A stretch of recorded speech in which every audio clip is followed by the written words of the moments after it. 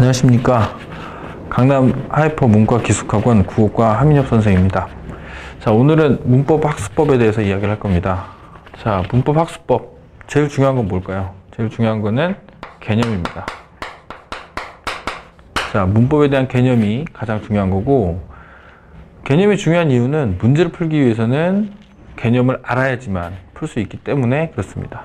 그래서 문제를 풀 때를 보면 개념을 알고 내가 알고 있는 개념을, 그러니까 내가 알고 있는 경우도 있고 그 다음에 보기에 나와 있는 경우도 있고, 어쨌든 그 개념을 통해서 문제에 적용하는 것, 이게 일반적인 문법 문제 풀이법이기 때문에, 그렇기 때문에 개념을 아는 게 매우 중요합니다.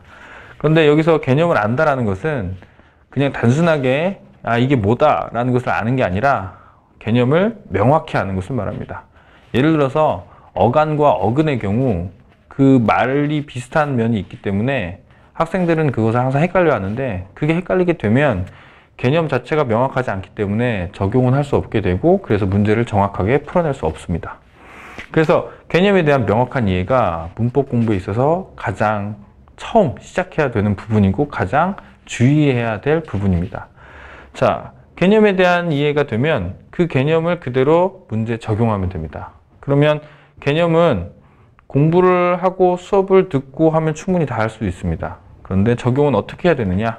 적용은 결국 문제를 풀어봐야 됩니다. 그러니까 개념을 익히고 문제를 풀어보고, 개념을 명확히 익히고 문제를 풀어보고, 이게 계속적인 반복으로 일어나야 되는 것입니다. 자, 그 다음에 문법에 있어서 중요한 거는, 개념이라는 것은 한번 공부한다고 끝나는 게 아니죠.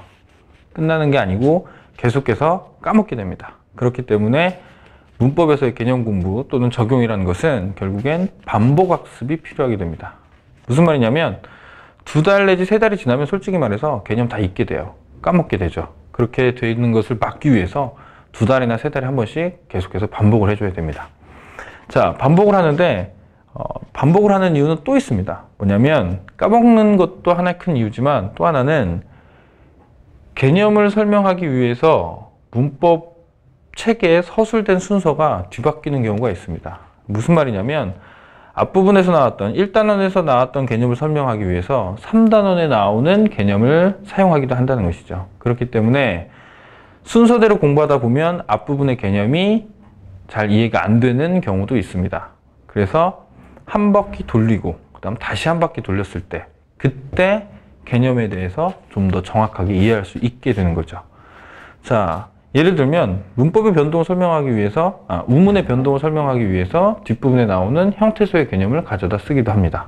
그래서 형태소를 이해하지 못하면 우문의 변동을 이해하기가 조금 힘들어지겠죠. 그래서 우선은 한 바퀴 돌리지만 다음번에 다시 또 돌림으로써 앞에 있는 우문의 변동을 정확하게 이해할 수 있게 되는 것입니다. 그래서 어쨌든 중요한 거는 문법을 공부하는 데 있어서는 우선 개념을 충실히 해야 되고, 그리고 그것을 적용해보는 연습을 해야 됩니다. 그리고 그것을 반복학습을 통해서 2달에 한 번 정도 반복하는 것을 통해서 완벽하고 그리고 명확하게 공부를 해주면 됩니다. 자, 여기까지가 문법 학습법에 대한 설명이었습니다. 감사합니다.